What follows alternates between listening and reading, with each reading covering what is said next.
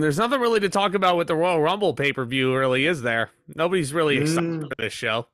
no, Didn't have the actually, most no. captivating ending in history, but I mean, There is something to talk about. We got one of the most solid Royal Rumbles in history where both rosters, active rosters, were booked to the best of their ability, and people are still complaining, going as far as saying it was as bad as 2014.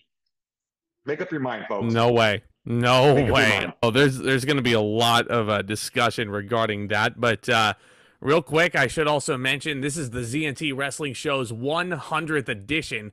We started all the way back during the pandemic when the greatest wrestling match ever headlined a pay-per-view, and it was I was recording on a shitty iPad at that point, but in this regard, Tomas, look how far we've come, man.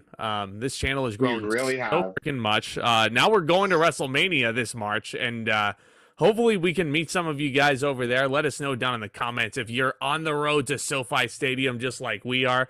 I don't know if I can say this on the air yet, Tomas, but do you want to talk about what we're doing Friday night there? Friday night, we have booked our tickets to Ring of Honor, Super Mm-hmm. Card of Honor at the Yep. Galen Center in Los Angeles. This is both of our first Ring of Honor shows, At and we are so USC. hyped. Yeah, at USC. Mm-hmm.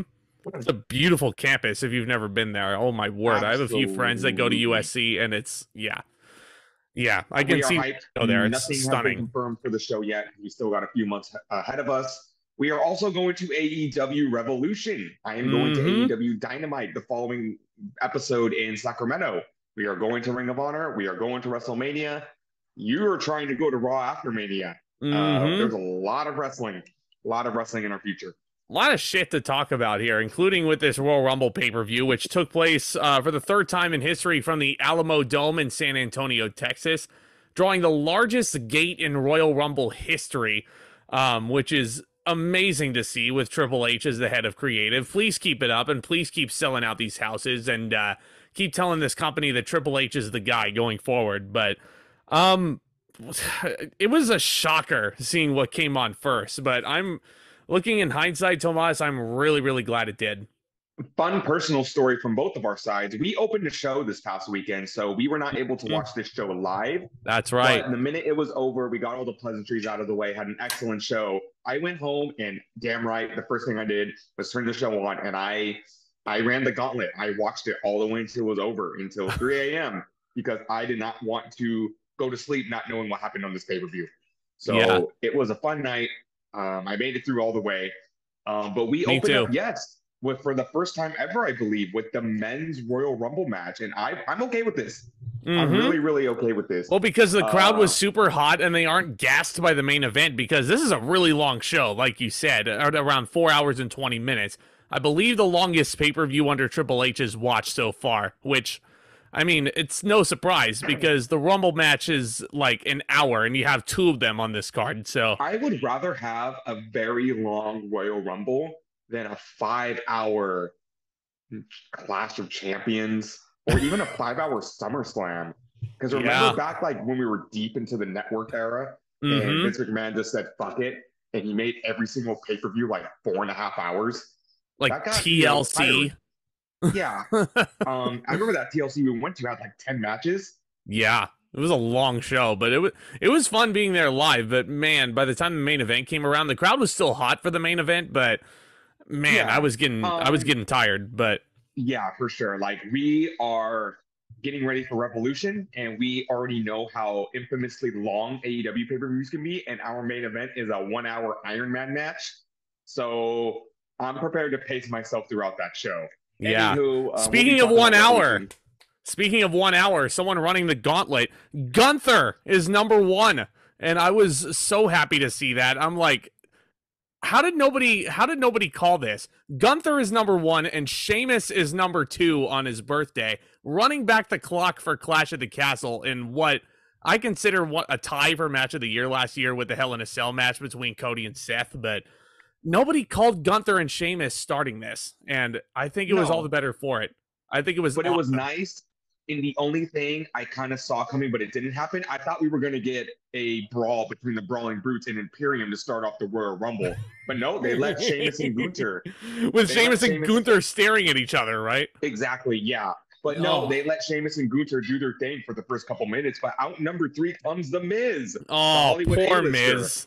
Poor Miz. As soon as his music hit, I was like, oh man, this guy's going to get fucking killed. He's so excited running down to the ring. And he was a little hesitant to enter the ring because why wouldn't you? You got the Celtic Warrior and the current Intercontinental Champion, the Ring General, as Ludwig Kaiser would say, duking it out in the ring. But The Miz really has nothing going on right now. So he was kind of just there, just to fill a spot in the Royal Rumble match. Number 4 is Kofi Kingston, the human highlight reel. One half of the NXT Tag Team Champions, by the way. Yeah. No, it's crazy to think about it. Kofi entering his 15th Royal Rumble. Man, he has been in this business for a long time. We talked about 11 years in 2019. Yeah, we talk about 11 years with the 2019 WrestleMania, him winning the WWE Championship. He's going on year number 15 now.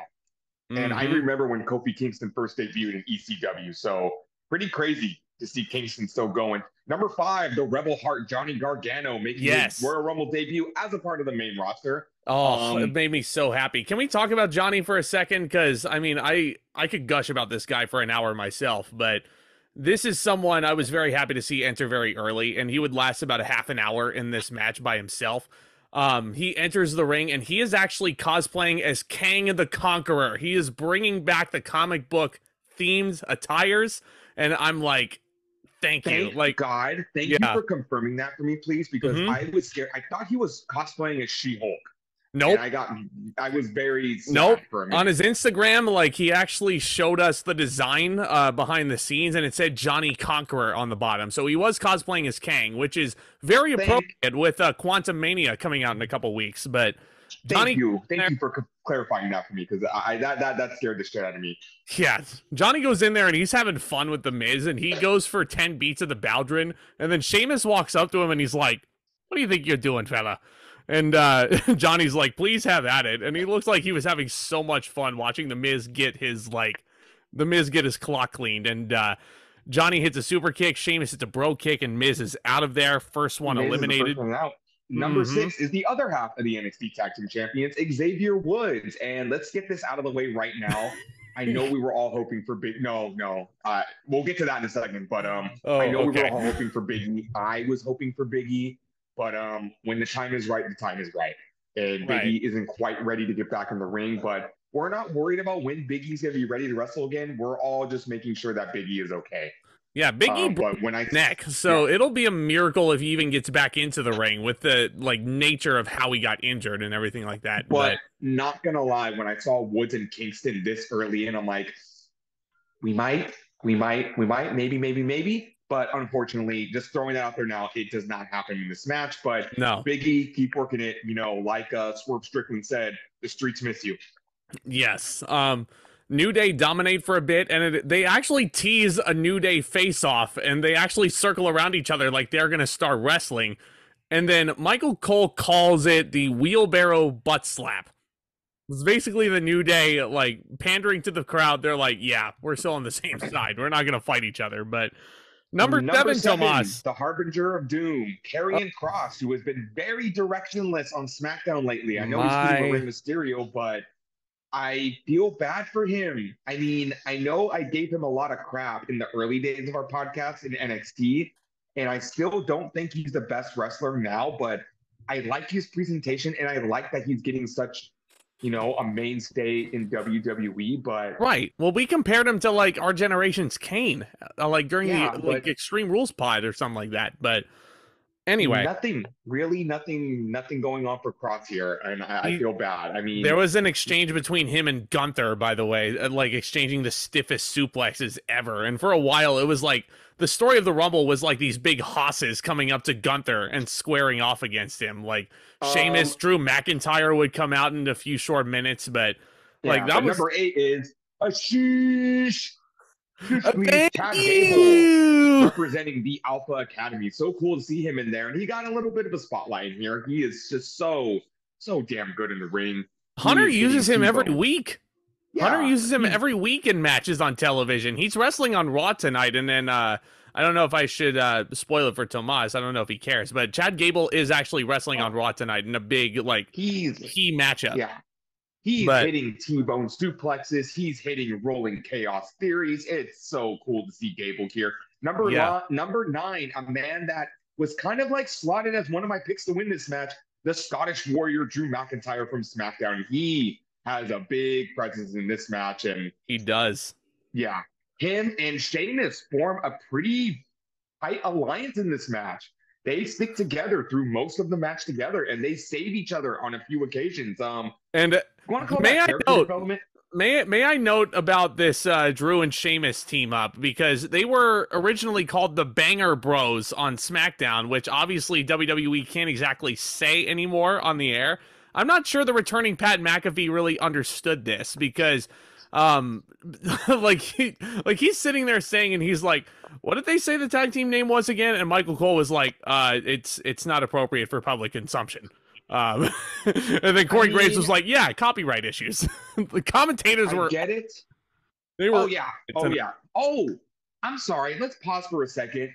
Yes, you heard us correctly. Pat McAfee made his return to WWE. He sure tonight, did. And it was reported that Cole and Graves had no idea. They had no idea. Legitimately no clue. Legitimately no clue. Michael Cole, that wasn't just him faking it. It was like he legitimately FaceTimed Pat McAfee earlier on in the day. Like, he had no idea McAfee was going to get on the jet and actually fly into San Antonio and call the Rumble with them. So it was one of the feel-good moments of the night. One of the most genuine, the most genuine reaction you're ever going to get from Michael Cole. And again, if you don't understand why this means so much, Michael Cole thanks Pat McAfee for reviving his career. And this is the best run Michael Cole's ever been on. Mm-hmm. Never been better, especially without the geriatric majority stockholder screaming in his ear every 2 minutes. But number 10 is Santos Escobar representing I should note and Legado del Fantasma. Yeah, Santos comes out, but before that, Drew McIntyre does hit one Claymore on Karrion Kross, and thanks for coming. He is out of here. Yeah, right back to where he started. Like, main roster push is done, but Santos Escobar comes out at 10. Nothing really much going on at this point. Number 11 is Angelo Dawkins, but this is all basically filling up the ring for number 12, who was Brock Lesnar. So early in the match, and I was like, the crowd popped for Brock. And the ring was terrifying because everyone kind of just stopped what they were doing and they looked at Lesnar and they knew what was going to happen. It's time for people to die. It's time for people to die. Yep, he's hitting Germans on Dawkins, on Escobar, on Gable, who sells it beautifully.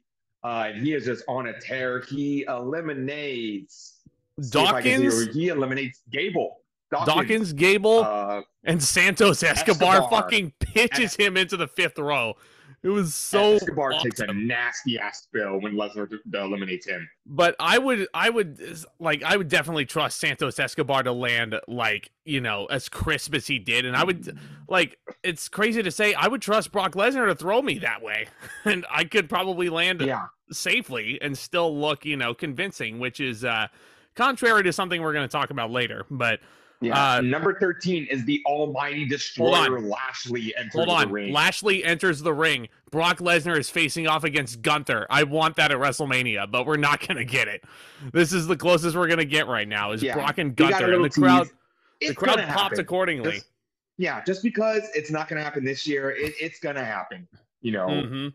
Especially anyway, after Bobby Lashley in this match. Yes, Lashley comes in, and the first thing he does is eliminate Brock Lesnar. Continuing immediately eliminates Brock Lesnar. Lasted 2 minutes and 28 seconds in the Rumble. Mm-hmm. Crazy. Yep. They Good. Got him out so quick. Do you think that was a big fuck you to Vince to eliminate his Rumble winner last year in such quick fashion? Yeah, I would say know. so. But this is also continuing the feud between Lashley and Lesnar because last week Lesnar cost Lashley the United States title, so this was Lesnar's receipt. But Lesnar is very, very upset, understandably so, and he starts absolutely demolishing the announce table. He takes the steel steps and just Hulk smashes it through the announce table. Dear God. Literally Everybody is out there trying to stop Lesnar. But on his way back to the aisleway, Baron Corbin is number 14. We Oh, haven't talked about Baron Corbin in a minute. He's in his sixth gimmick change this past year. He is kind of a hybrid of the happy gimmick, but he has JBL as his manager, and let's just say it ain't working.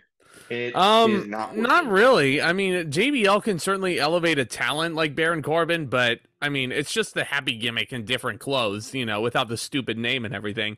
But again, the curse to number 14 strikes again. Last year's two entrants were Dominic Mysterio in the men's rumble, which, you know, resulted in him going to prison for 2 hours, and Naomi was number 14 in the women's rumble. Put two and two together. So please watch Baron Corbin's contracts this year. Brock beats the shit out of Baron Corbin on the outside, hits him with the F5, like tosses a referee over the barricade. He's gonna get fined for that, but Brock doesn't care. Just Yeah. Number just in, 15, yeah. yeah, Number 15 is Seth freaking Rollins. That did not work. It no. worked out better in my head than I thought it was going to work. It was a good try. It was a good try. But Seth Rollins is a fucking baby face for the ages. Like, he still acts very obnoxious, but I even said at Survivor Series, Tomas, when it wasn't like fully 100% clear, WWE was telling you that Seth was a babyface tonight. Like, no doubt about it. The babyface turn is complete this time. There's no tweener about it. I think before we go on, I think Rollins did everything he could with the heel run, and he definitely needed it considering where his gimmick was or where his career was in 2019, 2020 when he did turn heel. Yep. And I think he's back. I think he finally has the fans back on his side. But he was also he was in my top five to win this match for sure, and he puts on an excellent performance in this match. He eliminates Lashley. He does Which was eliminate pretty cool to Lashley. see. Lashley would last a little bit longer at this point, but let's not forget that he thinks twice about leaving Baron Corbin on the outside like previous Rumbles would. He picks up Baron Corbin's carcass on the outside, tosses him in the ring, hits one super kick, dumps him right over the top rope, much to Pat McAfee's glee, who is just busting up on the outside because he beat Baron Corbin at SummerSlam, and he still does not like Baron Corbin at all. Let me just say, what are we like 7, 8 years into Baron Corbin's main roster run? And I feel like he's a guy that has a very comfortable position on the card. Oh, and yeah. he never has to worry about, like, you know, his stock dropping. But, you know, it kind of makes you worry a little that they really have nothing for him. He's always had something to do. He's like the Miz. I don't really think he's like ever gonna be released despite his entry number this year, but he still has a solid position in the company. He's still a solid hand when you need him. But I feel like, not counting the bum ass gimmick because that was the whole point of it, this is the most he's been like jobbed out, I feel. Mm-hmm. Oh yeah. And you know, 100%. Yeah. Number 16 is the other half of Alpha Academy, Otis, who does not have his tag team partner. And can I just say, Otis looked really good in this match. And he's starting to like gain his popularity back. Because remember, in 2020, starting to grow the beard back. Over. Yeah, he was over as hell. You know, I was a big Otis defender in 2020. He had the big Elimination Chamber spot. He was going to get his WrestleMania moment before the pandemic ruined it. They put the Money in the Bank briefcase on him. I was convinced at one point he was going to be Universal Champion.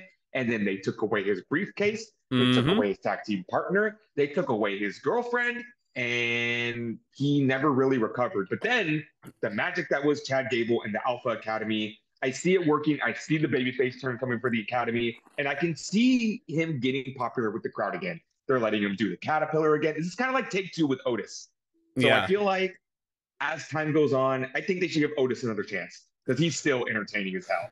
Oh yeah, no, he hits a Caterpillar on Gunther, who at this point has lasted a half hour, along with birthday boy Sheamus. But number 17, the buzzer hits and Rey Mysterio's music starts, but there's no Rey Mysterio, and I'm sitting there thinking, oh man, is there an angle that's going to be run? And this is, I believe, the point where Lashley was eliminated after Mysterio's music. But number 18 is fucking Dominic Mysterio. Let's talk about him for a second because it's been a hot minute. Oh, I love this character. I love this character Dominic, so much. Like, Dominic comes Dominic, out and he's wearing Rey Mysterio's mask. So, presumably, the Judgment Day has beat the shit out of him. And Dominic is like, he is. Michael Cole said it best. He's like, this kid is a piece of no, don't watch your language, Michael Cole. Corey Graves sitting there. And I'm like, yeah, I agree with him, but Cole it's so entertaining. Cole also brought up a really good point that they have not brought up storyline yet, but they said that Ray said he would never give Dominic his mask until he earned it. So Dominic ripped it off his dad's head and wore it himself. I couldn't help but think if this was like an edgier kind of like think if this was Lucha Underground, they could have totally implied that Dominic killed Ray. Oh. And he could have him come out wearing a bloody mask. With the shank that he got out of prison.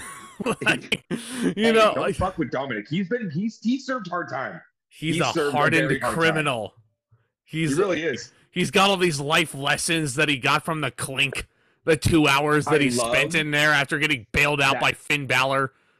Like, so several wrestlers have reported that Dominic is really committed to the gimmick and the kayfabe, and that when he's sitting next to his fellow wrestlers in the locker room, on the plane, MVP reported on the plane, Dominic sat next to him and he kept up kayfabe the entire time, talking about prison stories and just keeping it up. So good for Dom. I love this kid.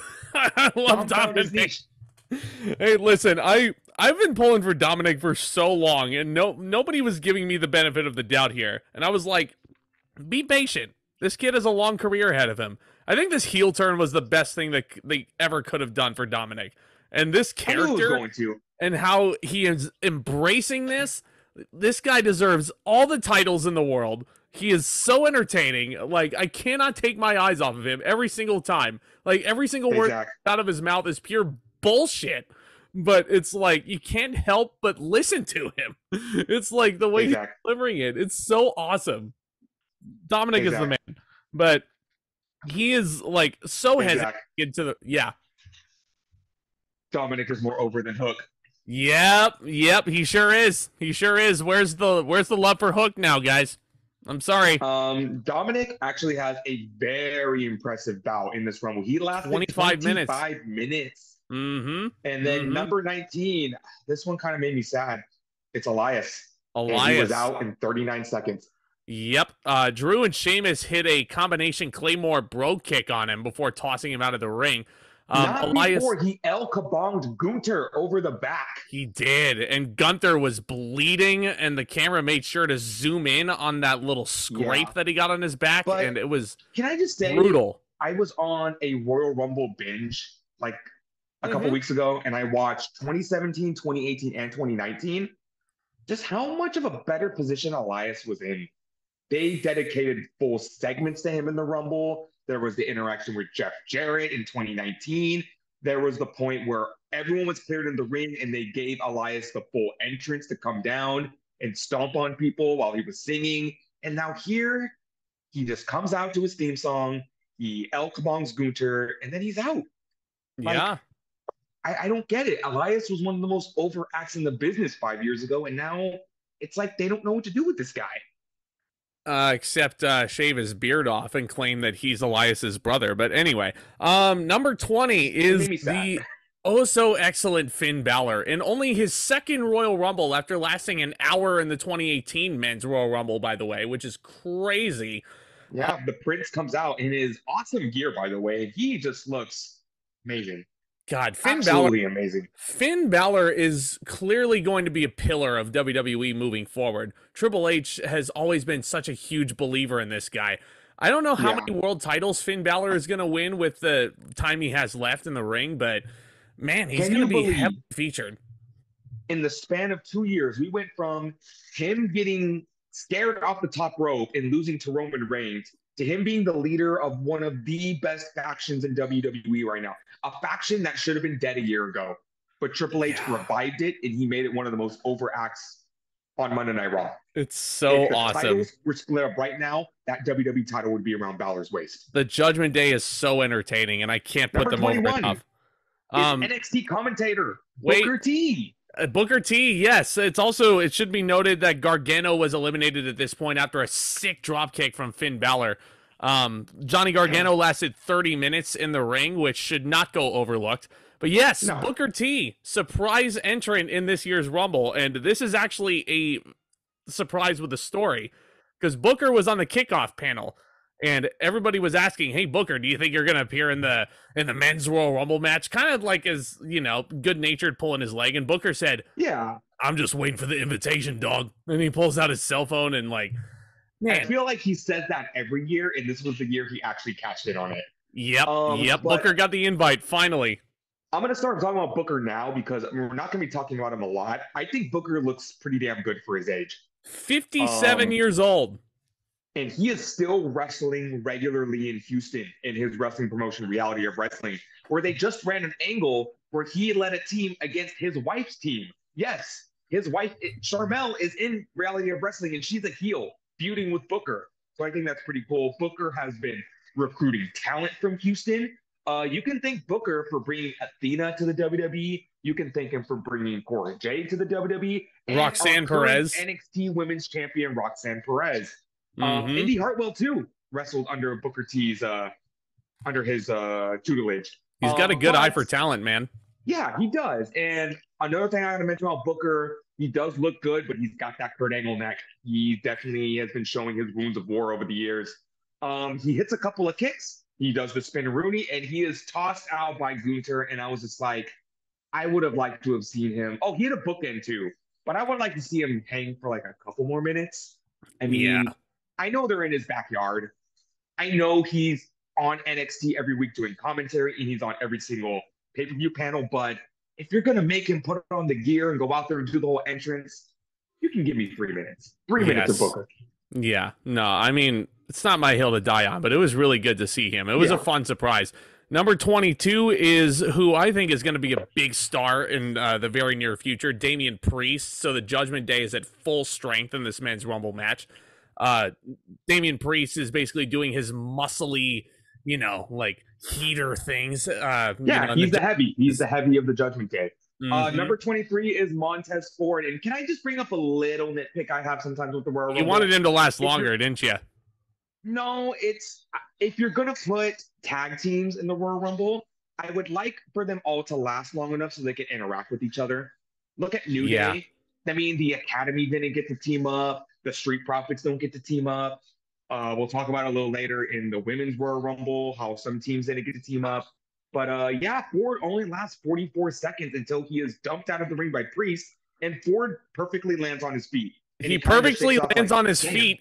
He perfectly, both feet touch the floor in front of his in-laws, by the way, which is a great touch that should not go overlooked. Damian Priest is a fucking bastard for doing this to Montez Ford, and he's like, right in front of my friends? What?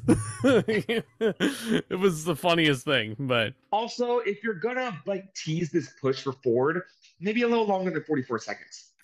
Just saying. Yeah, a little longer than 44 seconds. So the Judgment Day is standing tall in the ring. Nothing can go wrong for this group until the buzzer hits for number 24, and it's fucking Edge. I mean, if there's a by the numbers video package next year, there should be a mention of how many returns has Edge made in the Royal Rumble. This is his third. Yep. And this is 3 years removed from his epic return in 2020 after 11 years away from the ring. But here's the thing.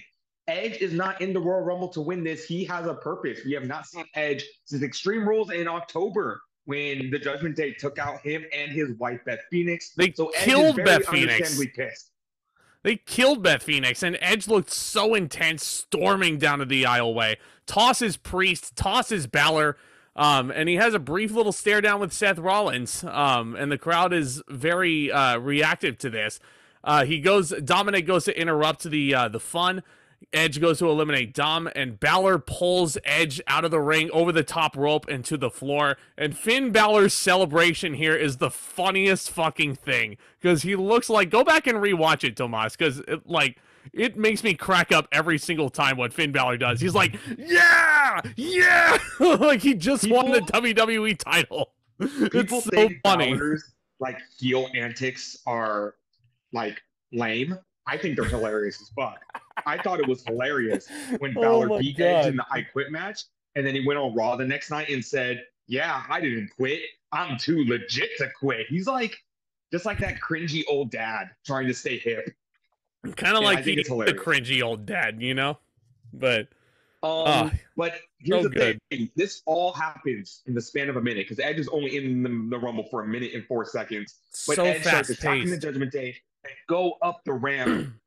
Austin Theory, who's a kid, the current United States champion, and Theory's the smart one because he sees this whole brawl going on and he gets the hell out of the way. He saw what happened to Baron Corbin earlier, and he just like, no, fuck this. I want nothing to do with Edge and the Judgment Day. Rhea Ripley comes out and takes down Edge, but right behind her is a returning Beth Phoenix. Beth Phoenix looked amazing. Yeah, Beth Phoenix? Hell yes, Beth Phoenix. With red hair, too. Hits a spear onto Ripley, and that whole thing, that happened in such a short amount of time. I didn't have time to process it. And it was crazy. Again, don't overlook Michael Cole's commentary, who screams into the headset, "I told you someone has to kick Rhea's ass." I love it. Like, he fucking hates the Judgment Day for some reason. Like, Triple H's good sense of continuity. He is so consistent in his booking. yes. Like, this was a feud that took a pause in October. And when Edge and Phoenix came out, it's like they picked up with no time lost. So I'm looking very forward to seeing what's in store for this Judgment Day Edge. The finale has to be at WrestleMania. Outstanding. For sure. Yeah. Number 26 was somebody I thought I was going to be very pissed to see, but it's Omos, the Nigerian giant. And I am looking at this ring and I'm going, you got Omos, you got Gunther, you got McIntyre, you got Sheamus. You got a lot of big boys in this match. Yeah, and Gunther had been mixing it up with Drew and Sheamus pretty much the entire match and any big hoss that he would come across. Yeah, and he does chop Omos, not really to much effect, because Omos would chokeslam Gunther after that. But go ahead. One thing I would notice about in this Rumble, every time McIntyre or Sheamus was going to get eliminated, they would save each other. Mm-hmm. Like, it was a very consistent partnership between Sheamus and McIntyre, and they never turned on each other once in this match. Nope. They were the I have a theory till the end. And honestly, can you believe, real quick, let me get this out. Can you believe 2 years ago, these guys were trying to kill each other on a weekly basis? No holds barred match at Fastlane, still a hidden gem. Nobody talks about that match anymore. Now they're the best of friends.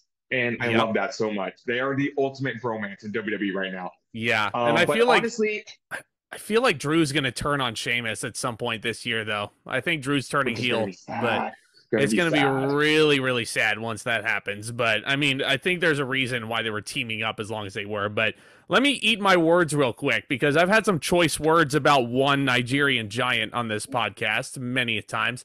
This guy has improved so much. The swagger that he carries to the ring and all that, like, he was owning the ring. He was like, this is mine. I'm not letting anybody take that. Like, his swagger, awesome. Like, he got that so much from AJ Styles. And I think working with a fellow giant like Braun Strowman, who would come out at 27 at Crown Jewel in a very fun match, I think that's done wonders for him. You got to remember, he is sitting under the learning tree that is MVP, who has so much knowledge in the business. And here's the thing. When you watch Omos 6 weeks in a row doing squash matches, of course he's going to get overexposed. But you put Omos in an environment where he can thrive, where he can work with people, working with people that are going to make him look good. He has moments where he shines, like tonight. Number 27 is Braun Strowman. Whoopie fucking do. Strowman has really been rubbing me the wrong way lately. But here he is. Here's the thing about Strowman. They were booking him the exact way they should. Big babyface on SmackDown. But I just feel like him in real life has just rubbed me the wrong way to the point where I don't care about him anymore. Yeah, he enters the ring and he doesn't really like strike me as much as he did 5 years ago, for example. No. He goes in there, he does eliminate Omos all by himself. And number 28 is going to be the one and only Ricochet, Braun Strowman's tag team partner. And it's so funny that this is a tag team now, because Braun Strowman had some things to say about flippy shit wrestlers. And he's like, oh yeah, giants getting in there. That's wrestling. And now, this will teach him. Let's team him up with Ricochet, who's fucking incredible. I'm 100% convinced this is his punishment. First, he got pinned by Ricochet. And I feel like WWE is saying, like, oh, you're going to talk so much shit about these flippy guys? Well, you're going to team with one. go fucking team with nothing. That's not a. I'm saying if I was partnered up with Ricochet, that's not a punishment whatsoever. But No, no. I fully believe Strowman's in the doghouse right now. Yeah. Yeah. Well, we'll see what happens if they win this tag team tournament on SmackDown. But it's Zach, at this I'm going to point. do this. Yeah, I'm going to do this so you don't have to. So here we are at this point. There's 2 people left in the Rumble. And I go, well, one of them is Cody Rhodes. We should also mention that Gunther eliminated Sheamus and Drew at this point. And Sheamus lasted 52 minutes, Drew 39 minutes in this match, which is very impressive for both of them. Happy birthday to Sheamus. I wanted to see them get to the Final Four. Because like I said, when Drew McIntyre came out, here's the thing. When McIntyre came out, I had a mark out moment. I had a fanboy moment. And I had to remind myself, sometimes you just need to, it's okay to want somebody to win, even though you don't know that they're going to win. You know what I mean? And right. I wanted Drew McIntyre to win. I wanted Drew to dethrone Roman in Wales, and that didn't happen, did it? Exactly. Like, they had a golden opportunity. But I will also tell you, but I'm glad he had such an impressive performance. He did, and I do think that WrestleMania is going to see Gunther in a big Intercontinental title match against Sheamus and Drew McIntyre in a triple threat. Because could you imagine the Haas amazingness that would go on? Definitely be the seeds to plant the McIntyre heel turn too. Yeah, and Sheamus should win the Intercontinental Championship at WrestleMania. That's how it should all pan out. He should pin Gunther clean in the middle, and then propel Gunther into the main event. But yeah, go ahead. So go ahead. Number 29. Number 29. I was sitting here thinking, and this goes for both Rumble matches because it happened 2 times in one night. Yeah. I was sitting here thinking, okay, so 29 and 30. One of them is Cody Rhodes. Who's the other one going to be? And people have been kind of speculating over the past weekend over it could be Matt Cardona. Zack Ryder has been rumored to sign back with WWE. WWE has expressed great interest in Jay White. A lot of people. We knew Cena wasn't in the country. We knew The Rock wasn't going to be there, but people have been clamoring for Stone Cold Steve Austin. And before I say this Royal Rumble match was excellent, and I did not need any of those people to show up to make it good. But we got Logan Paul. Hey, Tomas. I didn't know abortions could enter the Royal Rumble. Logan Paul... Injured ones. Yeah, Logan Paul apparently is not, injured off of an ACL tear after working Roman Reigns at Crown Jewel. So we have not talked about Logan Paul since SummerSlam. So let's catch everyone up to speed. Logan Paul challenged for the Undisputed Universal Championship at Crown Jewel. It was a good match. I will give him that. Reigns made him look good. It was a fine match. I mean, I've seen better matches, and I will admit, I was one of those people that said, hey, Logan Paul's a piece of shit, but he's putting in the work and he's a damn good professional wrestler. But there's a huge but after that sentence. After Logan Paul's latest scandal, where he is scamming people out of their own money, when he already has a butt ton of money with crypto, I'm sorry, I'm pulling all my words out. I can get shit on this. I know I'm going to get heat for this, and I don't give a fuck. I do not care how good of a professional wrestler Logan Paul is. I'm not giving him any more credit because he is just such a terrible human being. And I tried to give him the benefit of the doubt once as a pro wrestler. He's the worst. I can't do it. He's the absolute worst. I can't do it. Fuck Logan Paul. Yeah, and I hate to say that we're going to see him in in what's probably going to be a featured match at WrestleMania one of those nights, but here's the thing. Number one, they finally turned this fucker heel. Yeah, but he was out there. This crowd hated Logan Paul. Thank God. They always hated him. Yeah. But finally, they're embracing him. They realize this guy is a piece of shit. And WWE is like, we're not going to beat around the bush anymore. He's a heel. He was jaw-jacking with the crowd. They were booing the fuck out of him. But my favorite spot is when who was in the ring? Strowman, Ricochet, Theory, Rollins, Gunther. And they all surrounded this fucker. And you could see the looks on their faces like, get the fuck out of our business. Yeah, even Braun Strowman, who rubs Tomas the wrong way, looks at Logan Paul and says, you don't belong in this ring. and like, I agree with him. To beat the shit out of Logan I wish they would have tossed him out like they tossed out Muhammad Hassan at the Royal Rumble 2005. Tune into our retros. We'll be talking about that very soon. This But summer, we're gonna I start knew 2005. they're not bringing Logan into the Rumble unless he is a big part of it. So no, they beat the shit out of him, but he still lasts. And you know what? I'm gonna let you talk about the spot because I'm not giving this guy credit anymore. Okay, So you talk about the big spot. Because All the credit in the world goes this to happened. Ricochet. This happened after number 30 enters. Wrestling has more than one royal family. The returning Cody Rhodes after he tore his pec right off the bone.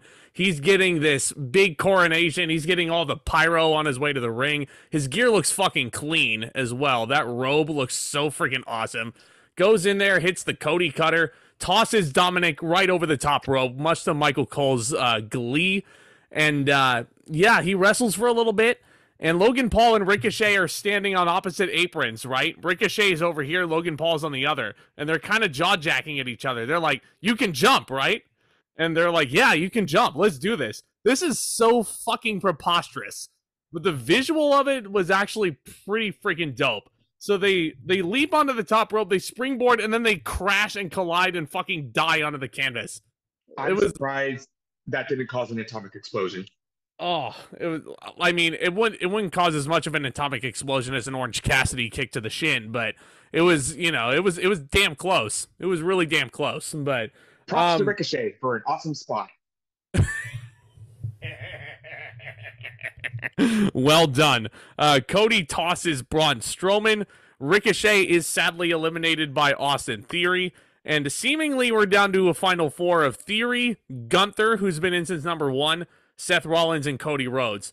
Rhodes tosses... I'll be perfectly honest. I was very nervous at this point in the match. And I know Rollins and Rhodes had their stare down. Logan had rolled out of the ring, and I kept telling myself, I can't enjoy this because I know Logan's still in the match. I could not enjoy this match.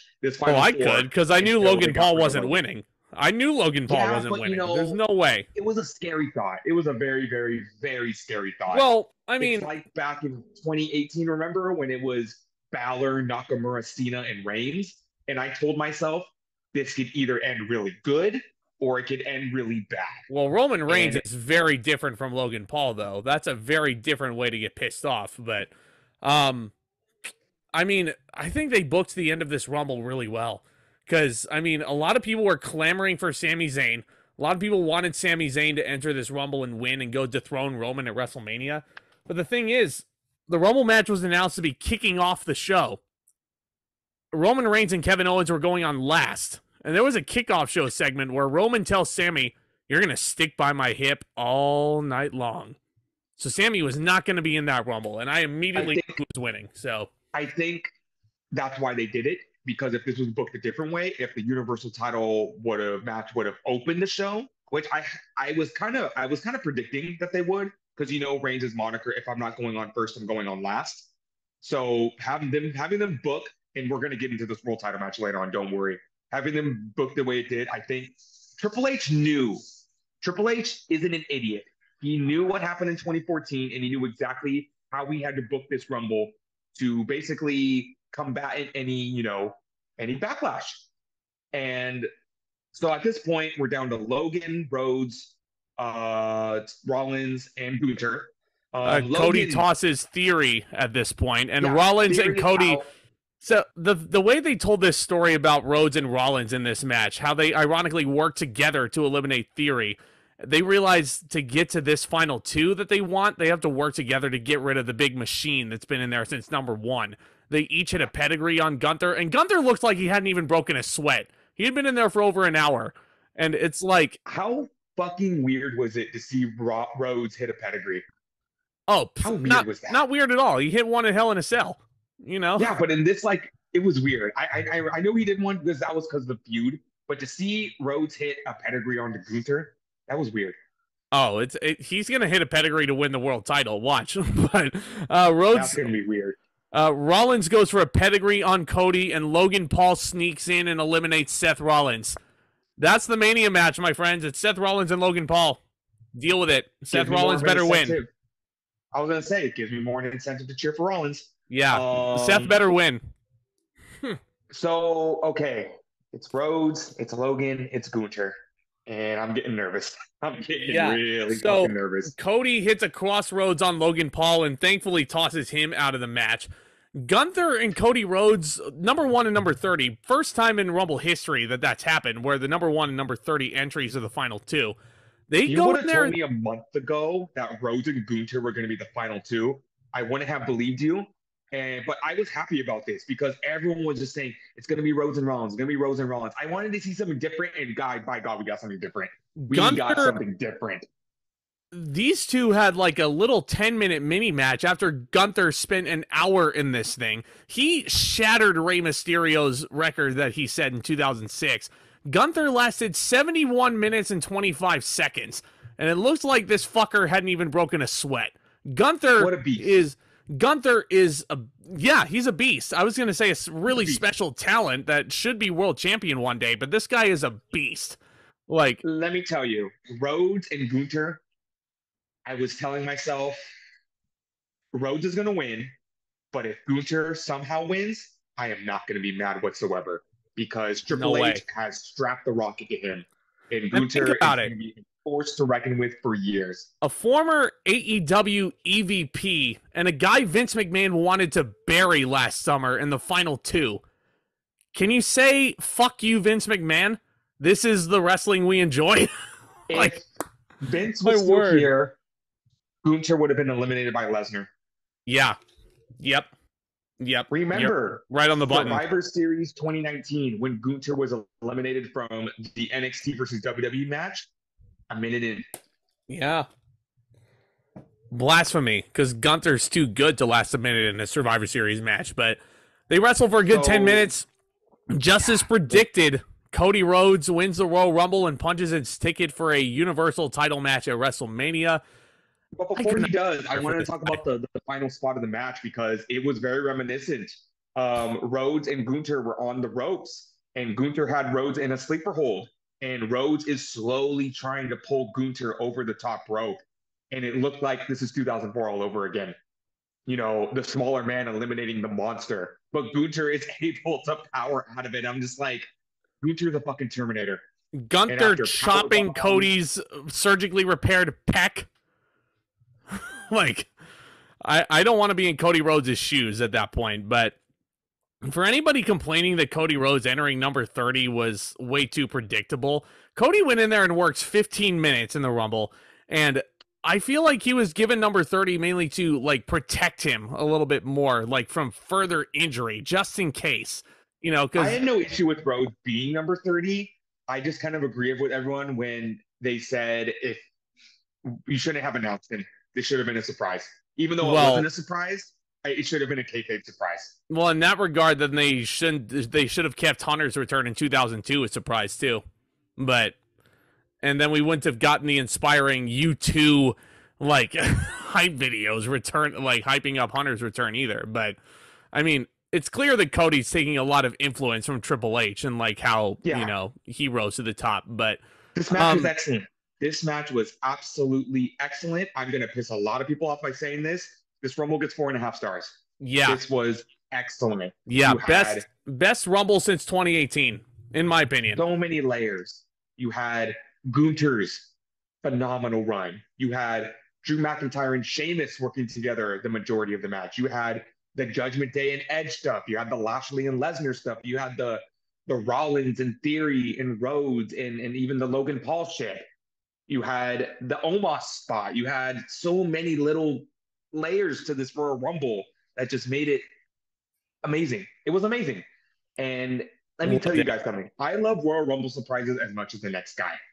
But you can't just depend on old stars and surprise debuts to make the Royal Rumble good. Everyone on this in this match, not counting Booker T and Logan Paul, let's just say those two. Everyone in this match is a current working member of the roster. And you cannot sit there and say, I wish they would push the current stars and then get mad at this Royal Rumble. Because that's what they were doing. They were utilizing the roster that they had. Not with good booking, with good stories. Boston and John Cena. And, you know, it's like, this is my problem with WrestleMania every year. I know they're the big time sellers. I know they're the ones that are going to sell the show, but I cannot stand when you have these wrestlers, you have your Theories and your Ricochets and your Finn Balor's and all these people that are working their ass off 365 days a year, every Raw, every SmackDown, every pay-per-view, every house show. But when you get to Royal Rumble time, they're like, oh, no, you guys are going to be in a battle royal. Bring in The Rock, bring in Brock Lesnar, bring in The Undertaker. It's not fair. And this is how you book the roster that you have. Bring in the Pat McAfee's. Like, nothing against Pat McAfee, but he's not a full-time wrestler. No. That was my issue with last year's Mania. Yeah. And if you're going to say that about Cody Rhodes, guys, Cody Rhodes is a full-time member of the roster. He got injured. He did. Regardless if his injury happened or not, this is exactly what they were going to do with him. Well, and it was perfect booking too. Like, I'm actually kind of glad Seth Rollins was eliminated at the Final Four, because think about it. Cody had to go through America's Most Hated and a big freaking Austrian machine to get the WrestleMania title shot after wrestling 15 minutes. And he points at the WrestleMania sign after tearfully saying, "I did it, Dad," in the middle of the ring. He's going to do it for us. He's going to do it for me. He's going to do it for you. He's going to do it for the American Dream, Dusty Rhodes. He's going to do it all at WrestleMania. And, like, this is my choice. This is my choice to dethrone Roman eventually. And it's going to make me so happy to be there live to see it. And dare I say, adrenaline in my soul, Rumble winner, Cody Rhodes. Anyway, yeah. Something Cody Rhodes. No, it's Rumble winner, Cody Rhodes now, but... Not to deflect from Rhodes' win, but the performance by Gunther. They booked him perfectly. He's still undefeated on the main roster. He's still the Intercontinental Champion. He went 71 minutes. And by kayfabe standards, of course he's going to get eliminated at the end. He was exhausted. This guy. The announcer said that Gunther was exhausted, but he did not look exhausted at all. This guy's a fucking machine, and I love the man. I love the man. Give him all the world titles, like right there. That's it. But this match was awesome. This Rumble match was awesome. Great Royal Rumble match for sure. One of my personal favorites, if you ask me. I absolutely loved the stories that were being told throughout. But speaking of stories, Tomas, it's time to talk about something that a lot of people fucking hated. The Mountain Dew Pitch Black match. It's Bray Wyatt wrestling for the first time in a WWE ring since WrestleMania 37 against L.A. Knight. Now, essentially what this is no holds barred, anything goes. You only win by pinfall or submission with dim lights and neon glow-in-the-dark effects, and the Mountain Dew logo plastered over all of it. But before we got there, it's time for one of my favorite segments. How did we get there? We have not talked about Bray Wyatt since Extreme Rules. It's Extreme Rules. Bray Wyatt has kind of been battling with himself when he came back to SmackDown. He was cutting promos as himself, saying that he was happy to be back and that he was happy that everyone helped him get through a very dark time in his life. But he has been haunted by this mysterious voice letting him know that you think you've changed, but you're still the same terrible person you were inside, and I'm going to bring it out of you. Revel in what you are. Uncle Howdy, this mysterious figure in a top hat that's been kind of haunting Bray Wyatt on SmackDown. And when Bray Wyatt has an altercation with one LA Knight backstage, Uncle Howdy kind of brings out this evil side of Wyatt to attack Knight, which even though Knight is a douchebag, Wyatt should have controlled himself a little better. And just throughout the weeks, Bray Wyatt has tried to make amends with LA Knight. He's tried to bury the hatchet, but Knight isn't having that. He takes down Wyatt on an episode of SmackDown, and then Wyatt says, fuck it, I'm going to turn back to the dark side. So he challenges LA Knight to a match at the Royal Rumble, and it's just been this weird, conflicting inner battle. I don't hate the feud, but I do. It went a little too long. They started this feud in November, and they had no plans for a match until January. Until the Royal Rumble. Time to kill. Bray Wyatt makes his big return. There was a great segment on the Go Home Raw 30, Raw XXX, basically. LA Knight is in the ring, and he is basically calling out Bray Wyatt. Out comes the American Badass, The Undertaker, to a big pop. Bray Wyatt basically, comes out. Undertaker looks like he's going to give LA the choke slam, and then throws him to Bray Wyatt, who nails him with his sister Abigail. A lot of people are really complaining about where the fuck this story is going. But these are the same people who were clamoring for Bray Wyatt's return, not even 3 months ago. with all this White Rabbit clue stuff, all these QR codes and everything like that. I'm gonna play devil's advocate. I get what the fans are saying because I'm happy. You can want Bray Wyatt back, but it just feels like this slow burn is turning into like snail's pace burn because I feel like there is no direction with the storyline, and it feels like they're kind of just treading water. So I feel like it's okay to want Wyatt back. I was happy to see Wyatt back, but I think we're just nervous because all of Wyatt's past storylines in his arcs have never really concluded. So I don't think it's very hypocritical to say, oh, we're climbing for it, we want him back, but we're just, we're just a little antsy and we want to see like kind of see where this is going. And we did kind of get a kind of an answer to that tonight, but I was a little pulled out of it when they brought LA Knight in because it's just like, what does LA Knight have to do with any of this? I'm glad he's getting the rub. I'm glad he's getting this big pay-per-view match, but why does it matter? Why does it matter? You could have put anybody in this position, but LA Knight is just so charismatic and like he is. I'm glad he's getting the rub. Same. He could certainly match Bray Wyatt on the microphone. And the thing is, this match is fucking false advertising. Like, they claim that it's pitch black, but I could see everything just fine. If it were actually pitch black, you would, like, this is what you would see. Ow! I still see a hand. Oh! Ow! Ah! 1, 2. Oh, he kicked out. Like, that's well, how would the commentators be able to see it? Unless they were given night vision goggles. Able to see it. How would they pull off an announce table spot like that? So I'm going to be going very back and forth about what I liked about this match and what I didn't like about this match. What I liked about the match, I thought the visuals were very cool. Bray Wyatt's entrance was fucking awesome. He was wearing brand new face paint. His theme song is awesome. The fireflies are still very much in effect. When Bray Wyatt was making his way to the ring, I couldn't help but tell myself, I'm so happy he's back. Yeah. Me too, man. So like you said, it was a match in the dark with neon lights. LA Knight was wearing neon green trunks. Bray Wyatt was wearing glow-in-the-dark makeup. That looked really cool when they turned the lights off. What's something else so what I liked about the match, I liked the visuals.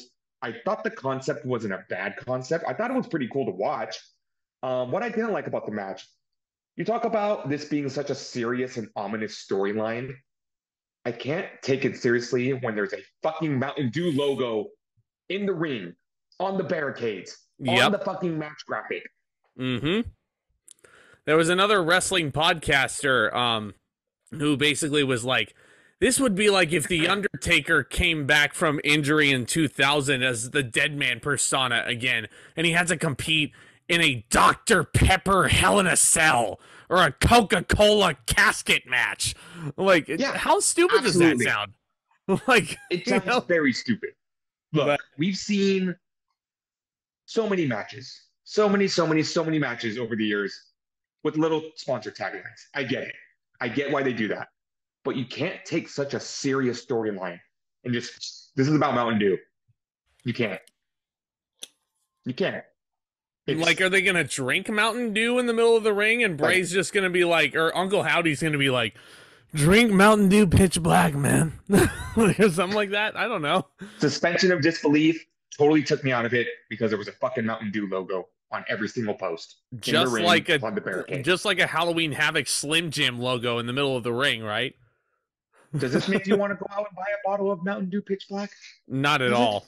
Not at all, because I heard it's a pretty shitty flavor anyway. But Bray nails LA Knight with his sister Abigail and pins him in 5 minutes. I mean, they had a match. It was a match, the in-ring work wasn't really... Here's another thing. Was anybody really expecting Bray Wyatt to go in there after nearly 2 years away from the business and expect him to have a 5-star match? Of course not. No, but I don't think it's too much to ask 15 minutes out of them. And a proper street fight. I'll meet you in the middle, 10 minutes. Give him 10 minutes. Yeah, it just felt so rushed. And that was another thing I didn't like about the match. I didn't like how short it was. Maybe they wanted to do... Sorry to cut you off, but maybe trim out the Hardy performance and add that time to this match. Maybe.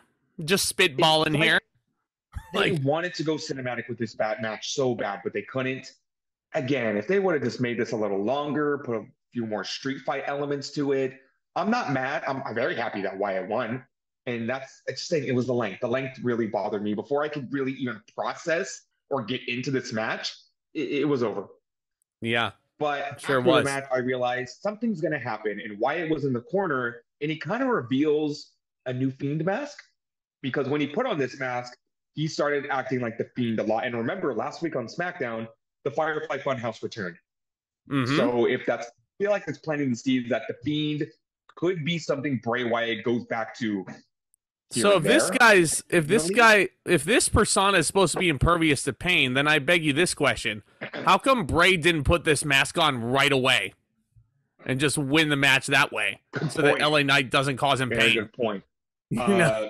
Yeah, so I feel like the Fiend is something Bray Wyatt can go back to occasionally, but it's not going to be like before with the Firefly Funhouse and the Fiend, which is fine. I want the Fiend to be an extension of Wyatt's character and not have it centered around it. Right. So he puts on this, I'm going to call it a Fiend mask. He puts on this Fiend mask and he continues to chase Bray and LA Knight and brawl with him up the ramp. And this is another thing why it kind of hits towards the Fiend, because he puts the mandible claw on Knight. And when he does that, Uncle Howdy appears. This was so fucking funny. Uncle Howdy in full Uncle Howdy get up with that top hat. Uncle Howdy, who is clearly Bo Dallas, jumps off this platform and whiffs it. Fucking whiffs it. And like it looks like he's gonna drop an elbow. And his best impression. He jumped off. He does his best impression of Mick Foley at Royal Rumble 1999, jumping on that electrical circuit board, except it's not as cool. He jumped off that platform and said, "Good night, LA." Good night, Los Angeles, indeed. But finally, you also have Bray as the Fiend standing there after Uncle Howdy jumps off the platform with all the Funhouse characters in human form. That was platform. creepy as fuck. Oh, I liked that. I liked that part. I liked the fact that they brought them back too. Like, it's so. I like awesome. that too, and I feel like that's the Wyatt Six. And people are saying, "Who are they?" Here's my thing. Hear me out. They're not anybody. You don't need to reveal them. You don't need to reveal them to be Joe Gacy or Cameron Grimes underneath those masks. No. Like, they don't need that. So Uncle Howdy is Uncle Howdy. Mm-hmm. Huskus is Huskus. Mercy is Mercy. I don't think Wyatt needs a faction. These are just extensions to his character. But to go back to the Howdy spot real quick, Uncle Howdy jumped off that platform and said, "Hi, I'm Uncle Howdy. Welcome to Jackass." You can go back to doing Jackass shit, or you can stay here and do stuff with Bray. What? No, okay, no, we'll get there. We'll get there. I don't understand why would Uncle Howdy just fucking jump? Why not? Uncle Howdy. Uncle Howdy is a fearless individual. I'm gonna give this 2 stars. It was a total what the fuck. Yeah, Chris Slash special for me too. So it went too long for its own good. But yeah, I'm glad we're out to have that out of the way. I'm glad Bray Wyatt can move on to something new. I'm glad LA Knight can move on to something new, because I would like to see him wrestle Stone Cold Steve Austin. That'd be nice. If we can't get Stone Cold versus The Rock, might as well get someone who sounds like The Rock to wrestle Stone Cold. But anyway. Yeah, he's going to call Austin a dummy. Yeah. Yep. But, okay. So, from spooky shit to more spooky shit, Tomas. Next up, it is Bianca Belair defending the Raw Women's Championship against Alexa Bliss. This is, believe it or not, a continuation of the Bray Wyatt storyline, because they haven't forgotten about Little Miss Bliss. Ever since Bray Wyatt returned, in little subtle ways, the Wyatt logo has been appearing behind Bliss, and she has been kind of like rattled by it after Survivor Series. Bliss kind of seemed like she was under a trance again, and they had to snap her out of it a couple of times. Bliss won an opportunity to face Bianca Belair for the Raw Women's Championship, and she absolutely snapped.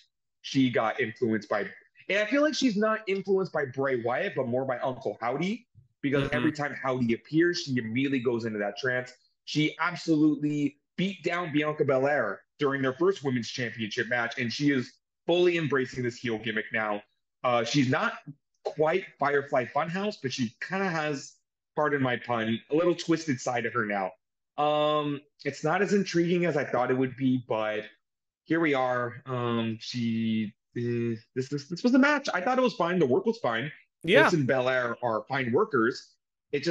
This didn't feel like a championship match. Bianca Belair is nearing a 1 year reign as women's champion, and this it felt very match didn't predictable, feel didn't it? important. Yeah, this match, didn't feel like it. Look at the women's championship matches we've had the past few years in Royal Rumbles. Becky Lynch versus Asuka 2 years in a row.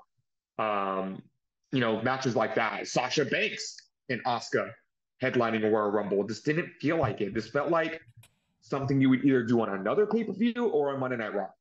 Yeah. Yeah, this very easily could have been done on Raw, but, Belair hits, she blocks her sister Abigail and hits 1 KOD for the pinfall win. 2.25. I like the aggressiveness Alexa was showing this time, and it was certainly a much better match than the one they had on Raw, but I don't know, man. It was there. It was very predictable. Again, work was fine. I just feel like it needed to be on the pay-per-view, and I love Belair. I love Bliss. And then after the match, again, Belair felt like an afterthought. She left the ring, and then another video package played for Howdy. Where is this going to lead? What's Bliss going to do at WrestleMania? What's Bray Wyatt going to do at WrestleMania? What's Uncle Howdy going to do at WrestleMania? I don't know, but I'm looking forward to it. Honestly, I want to see what happens next. I sure do as well, my friend. But, oh boy, I want to talk about another Rumble match, this time on the women's side. Oh, yeah, I do. Yeah, Rhea Ripley is number 1. Many people's favorite to win this thing, and she's going to have to go wire to wire to do it. And she is starting off with Liv Morgan, who wanted to be number 1, and that was the whole idea. That was the whole gimmick on SmackDown, where everybody was like, listen, Liv, you don't want to be number 1, because you have to go wire to wire to do it. And she's like, I don't care. I need to prove myself. So what does WWE do? They give her number 2 instead, which is basically the same thing. It's the same exact thing, but... Yeah, Liv Morgan? Dude, that's not even a question. But yeah, Rhea Ripley and Liv Morgan start off. There's some nice wrestling. Dana Brooke is in there, entering as Barbie, as Margot Robbie. Needs to be pointed out, Dana Brooke has been in every single women's Royal Rumble match. So good for her. Good for her hitting that milestone. How many has she won? Well, I mean, a lot of women haven't won any of them. Goose eggs. Goose egg right there. Emma is number 4. Facts. Yes, they're bringing up interesting facts in this women's Royal Rumble, saying that Emma was released months before the first ever women's Royal Rumble match, so she's kind of back for redemption, even though they haven't really been using her on SmackDown, which is a shame. Yeah, except for an open challenge that went unsuccessful against Ronda Rousey, but that's another story for another time. Nothing's really happening all that much. They don't really have a callback to Emma and Dana Brooke's tag team really at all. Shayna Baszler. Number 5, she is a prolific Royal Rumble figure, as Michael Cole says. So many eliminations to her name. Please do something with Baszler. Please fucking do something with her. Well, Ronda Rousey's probably gone from the company at this point, so they can't do anything with her anymore. And that's all Ronda Rousey's fault. So just throwing that out there. Please. Yeah. Begging you, Triple H, fucking do something with her. It's been like 3 years. Bayley is number 6. She mixes it up with Liv Morgan for a little while. Bayley with another early entry after missing last year's Rumble with a torn ACL.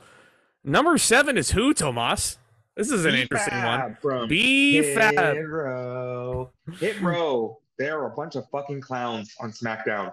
Oh, God. B-Fab comes out, and Michael Cole says, I really hope she hasn't been taking advice from that goofy Top Dollar. And I'm just like... I don't know at this point if this is kayfabe anymore. I think Michael Cole legit does not like Top Dollar, but nobody likes Top Dollar. I mean, Michael Cole, anytime he can take a shot at Top Dollar, he's going to do it. Because the incident he's referring to is Top Dollar going for a tope con hilo, I believe on Ricochet, ironically enough. And he completely fucking whiffs it and falls on his face. And Michael Cole cannot help but make fun of this goof every single time. But B-Fab... tossed out right away by Rhea Ripley, basically. Yeah, I don't know what you do. I don't know what you do with Hit Row. I really don't fucking know what you do with them. You bring Swerve back into WWE and have Swerve propel them to the next level, but I mean, you know what? Really do that for I'm pretty sure Swerve is looking at what's going on and he says, "No fucking thank you."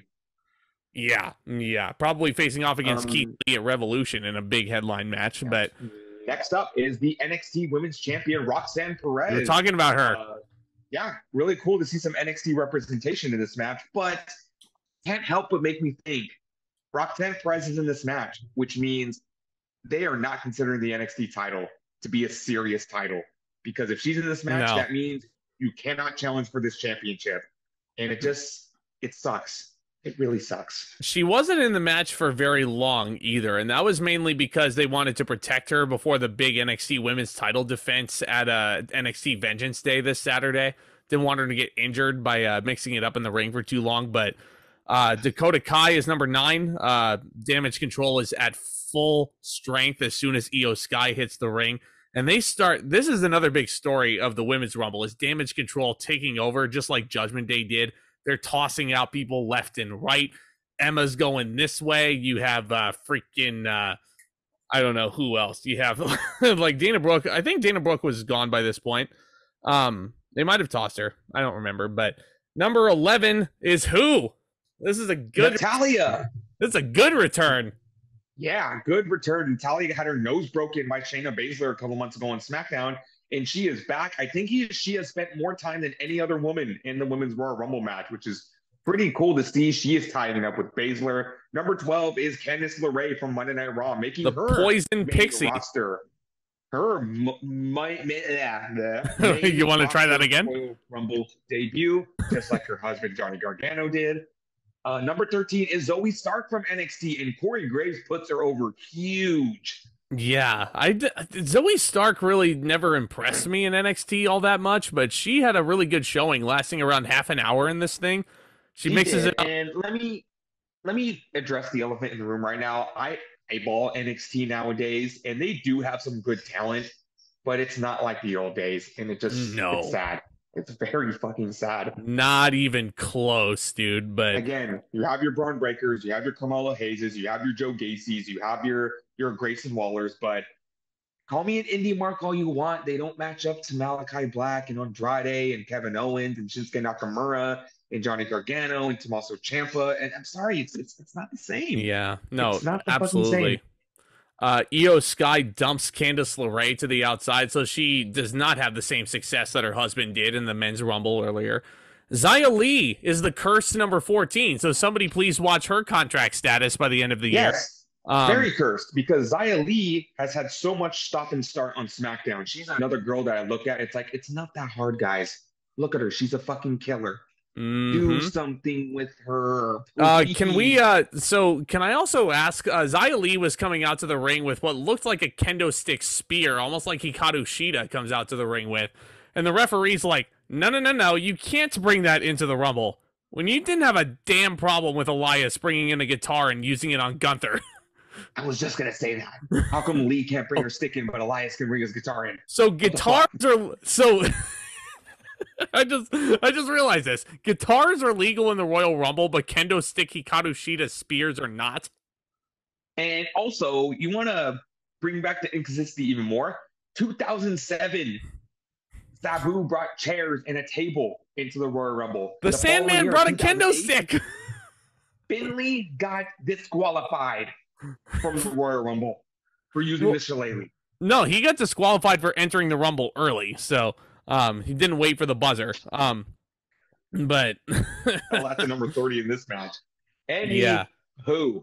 Becky Lynch is number 15. Huge pop for Becky. And she has murderous intent in her eyes looking at Damage Control, because Damage Control took her out on Monday and they didn't even get to have their steel cage match, which I know raised a lot of controversy in this match. And again, layers to the Royal Rumble. This is a huge storyline going on Monday Night Raw right now. Becky Lynch versus Damage Control, and they are brawling all outside the ring. Yeah, this is the Becky Damage Control thing has been going on since August, I think. Since they wrote her off of TV after she separated her shoulder at SummerSlam. That's fair, and they picked it right back up in November after War Games. There's a big brawl on the outside. Becky Lynch is spending a bit on the outside there. Tegan Nox is number 16. I'm so happy she's back in the company, but... she is known. Yeah, she's known as the woman with the shiniest wizard, and Corey Graves had no idea what the fuck that meant. I'm like, weren't you a wrestler? Weren't you a wrestler? And Cole says, well, you know the move, right? It's like, Graves goes, yeah, but what? Does she have multiple wizards? And I'm like, I'm sorry, that's such a Jerry Lawler line. Why are they making Graves say this? Oh, yeah. So I know Oh, you and want to then talk about these next two entrants there, so I'll let you go ahead and take number this away. 17 is Asuka. Mm-hmm. Not just Asuka, though. Asuka has gone through a transformation. She changed her theme song. She has a new dragon mask. They zoom in on her. She takes off the mask, and the murder clown is back, baby. Mm-hmm. She has gone back to her roots as Kana in Japan. And this, Asuka needed this. She needed this so bad. She cut her hair. She has new makeup. She has new ring gear. She has new entrance music. She comes in, and for the first time, I swear, since 2018, she looked dangerous. Oh, Asuka looks like such a freaking killer now, and it makes me so happy to say that after she freaking carried a lot of the pandemic era of wrestling there as the Raw Women's Champion, and it's a change she absolutely needed, and it makes me so happy to see, and it's like, But oh, I gotta say this. I mean, I did notice it a little, but what's the difference between normal Asuka and this Asuka? I noticed she was being a little more stiff, but what, in the grand scheme of things, how does this change anything? with face paint. She Yeah. just has face paint, but um, So, you know, under Triple H's tutelage, they've done a lot of changes, and Triple H has undone a lot of wrongs that Vince McMahon did, and a lot of people have been saying, "How are you going to do this? Or how are you going to do it and make sense out of it?" This is how you do it. Number 18 is Piper Niven. You thank heard me right. God. Piper Niven. She Thank comes down to God. the ring, and Michael Cole says she strikes like a viper. Piper Niven enters the ring. She takes down Bayley. And Michael Cole says, "Did you just see Niven drop Bayley?" And I Pat McAfee do. said, "I do." "Did you see her drop this person?" "I do." And Graves says, "I do, I do, I do." Ooh, just like Kel and Keenan and Kel. And that was the best fucking thing I've ever heard And in my Piper life. Niven looks like a killer as well in there. She spent a good amount of time in this ring, just in time to have And a here's the stare thing. down with Tamina at number 19. And good Here's the job, thing, Triple real H. quick. Go Let ahead. me go back to Piper Niven real quick. She looked revitalized because not only with the name change, they were letting her use the moveset she used in NXT UK, the moveset she used on the Independents. Piper Niven is a fucking beast, and they let her be herself. Yep. What a concept. What a concept, right? You know, the chains are off, theoretically, in the words of the greatest Royal Rumble competitor of all time, Exactly. Curtis Axel. So, Thank you. anyway. Thank you. Number 19 is Tamina, just in time for a Snuka Piper stare down in 2022. But I got to admit, the commentators were honorable at this point because Niven came out and they made all the jokes about her, and then Tamina comes out and they say nobody meaner than Tamina. Oh, good Yes. Lord. A wise man once told me, nobody is meaner than Tamina. I love that shit. I Put loved that, it. put that on You an know, infomercial, but we talk so much shit about Tamina, but sometimes they get it right with her. And in this Rumble match, they got it right. You got to oh admit, yeah. they got it right with her. Number 20 is Um, another surprise, is Chelsea Green, and she is tossed out in 5 seconds. Welcome back. Where's your husband? But it's they rumored her for weeks and weeks they and signed her weeks. months ago. Yeah. Signed her months ago. Why And do they do this to her? gone. Why do they do Absolutely gone. Okay, the only way I will be okay with this is if it was her idea. Yeah. I mean, The only way I'll be okay with this. who Okay, really knows? gone are the days of Vince sticking stupid gimmicks on wrestlers and them just having to, swallow and accept it. I firmly believe that Triple H is working side by side with these wrestlers, and these wrestlers are getting an input on what they get to do. So something tells me this was Chelsea Green's idea, and I hope it is, because then I'll be okay with it. Because don't do this to her, please. Yeah, don't bury her. Really, really good. This is the point in the match where Becky tosses Dakota, she tosses Io Sky. Bayley sneaks up and eliminates Becky Lynch from the Royal Rumble. You heard me. Becky Lynch does not even make it close to the number 30 entry, not even close to the end, which is crazy. And then Bayley is celebrating. Liv Morgan sneaks up and tosses Bayley right over the top rope. And Damage Control and Becky Lynch fight like through the crowd to the backstage area. This feud is going to continue. Number 21 is Legado del Fantasma Zelina Vega, who does get some video game money out of this, dressing up like a Street Fighter character. Good for her. Number 22 is Raquel. How does it feel to be a walking billboard, Vega? Well, why does Austin Theory have to be sponsored by Beyblades at Survivor Series? You know what? I poke fun at Zelina Vega, but I'm sure the checks are fat. So good for her. Oh, yeah. And it's something like, you know, she wanted to keep her Twitch even before she left the company during the pandemic under Vince McMahon's watch. But it's you know, I'm legitimately happy for Zelina. Number 22 is Raquel Rodriguez, who is a big crowd favorite in San Antonio. A lot of her family is in the crowd. Mia Yim is number 23. I'm just going to call her Mia Yim because Chin, a weird man name. But Pat McAfee says Mia thinks Michin's going to win. And I'm like, these commentators need to stop. The commentators need to stop. They need to be stopped. I'm having way too much fun here. But, oh, man, the fun is not going to continue when Lacey Evans comes in at 24, huh? Anywho, number 25, we saw Michelle McCool in the audience. We're just going to ignore her. Yep. We saw Michelle McCool in the audience, and her music plays, and they pan over to her, and she kind of just goes, really? I'm in this? And she's wearing okay, so time out. Time out. So the gimmick is Michelle McCool had no idea she was in the Women's Royal Rumble. And the fucking cruel people in Gorilla just play her music just to fucking rib her. And she goes in there and lasts pretty long anyway. Like she went in there with nail extensions, sweatpants, and Uggs. Yep. Hits I want Michelle McCool to come back for one more match. I really do. Throws Tamina over the top rope, hits Zelina Vega with a faith breaker, which Michael Cole says, well, that was phenomenal.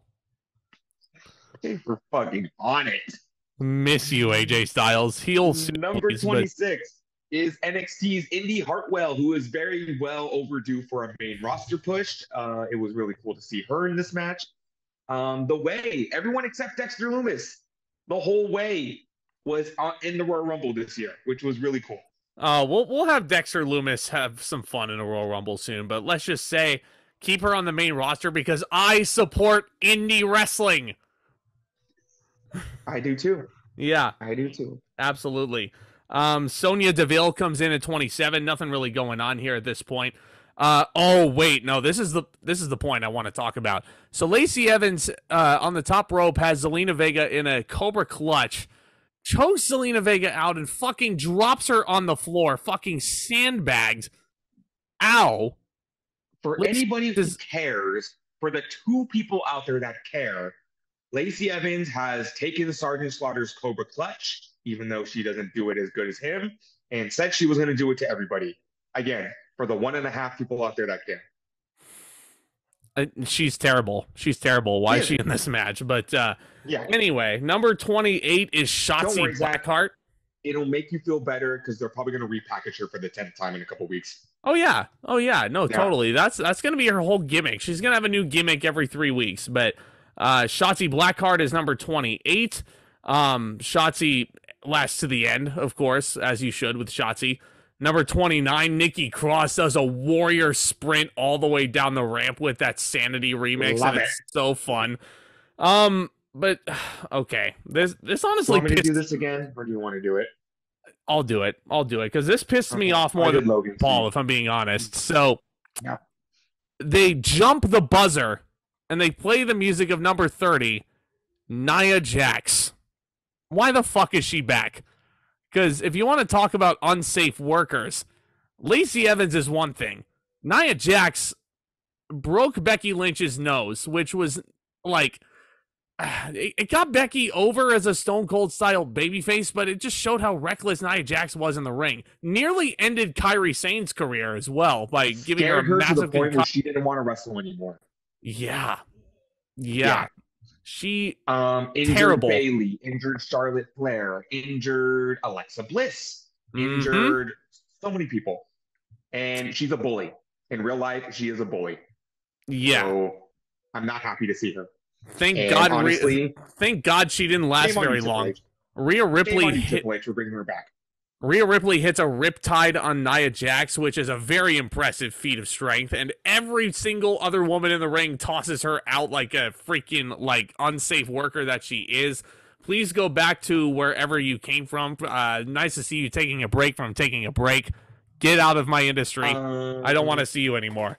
Thank you. But just to be very precise, Sorry. It was Asuka, Evans, Morgan, Meacham, McCool, Cross, Niven, Rodriguez, Ripley, Shotzi, and DeVille that all got rid of her. So you just named every single person who is left, but yeah, because it says right here. It says exactly everyone who eliminated her. Yeah, Raquel Rodriguez, thank God, eliminates Lacey Evans shortly afterwards. Let's see. Sonya Deville and Asuka had some nice sequences in here, which circle right back to the first ever NXT house show I attended when they wrestled in a very, very good NXT Women's Championship match when Sonya Deville was going by her real name. That was a great callback. Asuka eliminates her.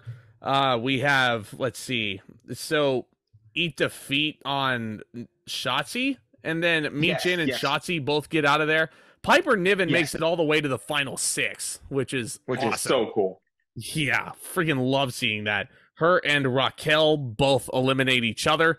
Nikki Cross is out shortly afterwards. We're left with a final 3 of Ripley, Liv Morgan, who are the first 2 in the ring, and Killer Clown Asuka. That's a great combination there.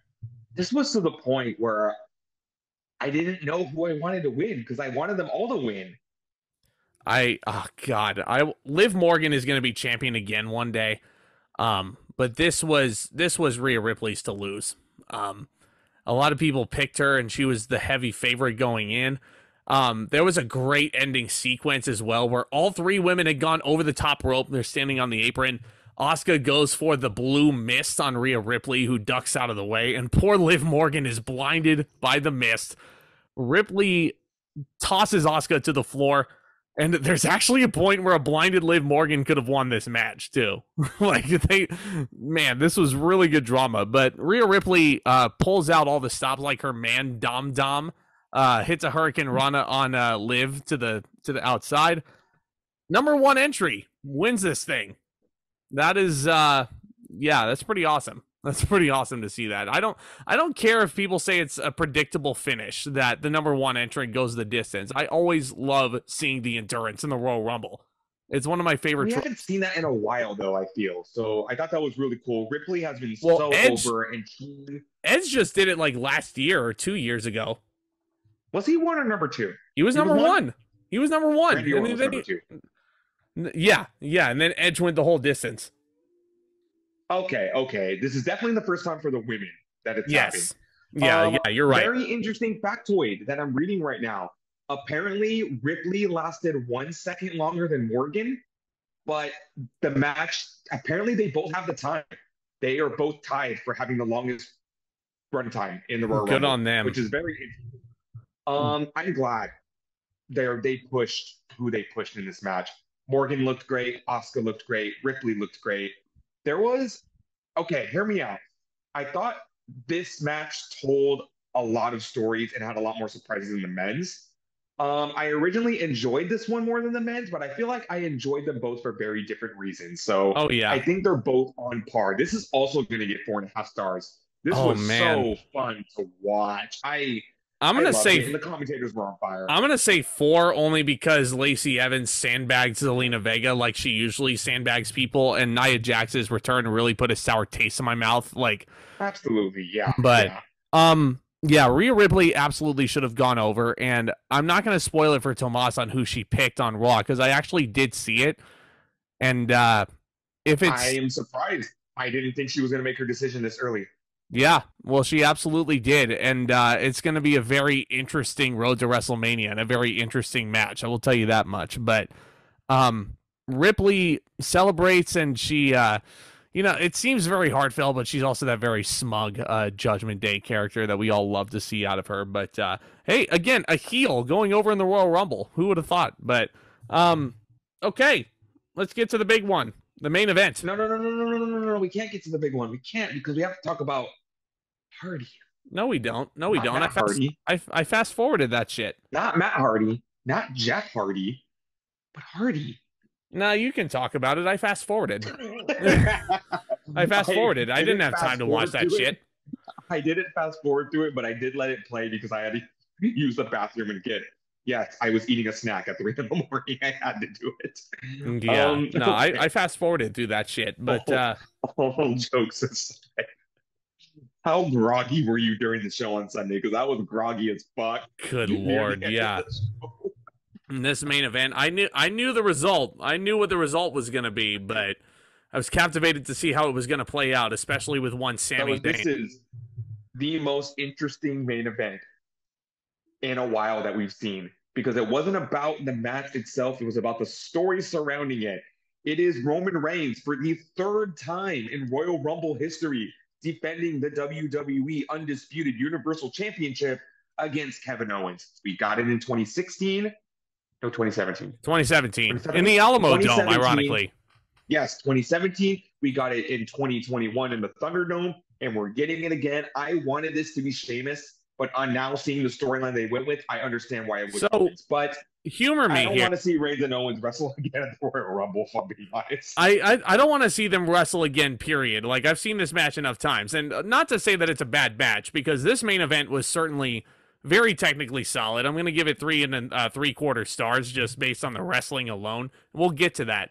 But imagine going from a no-holds-barred match in 2017 with who the commentators called a friend in the shark cage. You go from a no-holds-barred match to a last-man-standing match to a singles match. Oh, man. That. But I feel like this match was less about the match and more about the story that they were trying to tell. And they told an excellent story. Oh, first of all, awesome. Oh, Roman Reigns was accompanied to the ring only by Heyman and Zayn.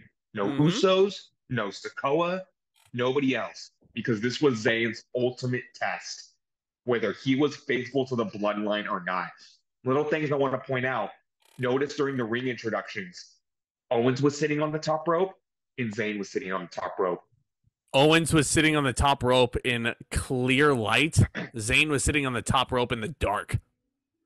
That was so just cool. Those little touches there. Oh, it's so good. And Kevin Owens looks so annoyed at Roman Reigns, too. Like, he's had enough of this bloke. But these two go in there, and they work their usual solid match. There's a point where Roman tells Sami to get a chair, and Sami goes... real quick, I got to point this out. It sucked, but I got to point it out. Kevin Owens was going to the top rope a lot in this match. He had a bullfrog splash off the apron. He had a bullfrog splash in the ring.